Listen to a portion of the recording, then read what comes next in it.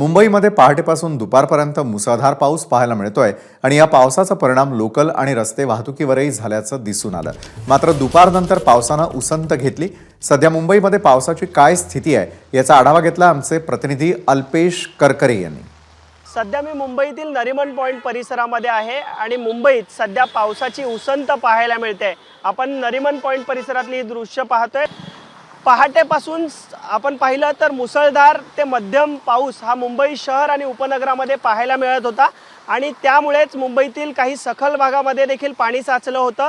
पहाटेपासून पडणाऱ्या मुसळधार पावसामुळे रेल्वे वाहतूक आणि रस्ते वाहतूक ही देखील विस्कळीत झाल्याचं पाहायला मिळत होतं। रेल्वे ही उशिराने धावत होती तर रस्ते वाहतूक संत गतीनं सुरू होती। त्यामुळे आपण पाहिलं तर मुंबईकरांची तारांबळ उडाली होती। मात्र सध्या आपण पाहिलं तर मुंबईत दुपारनंतर पावसाने उसंत घेतलेली आहे आणि मुंबई शहर आणि उपनगरामध्ये अशाच प्रकारे ही सध्या परिस्थिती आहे।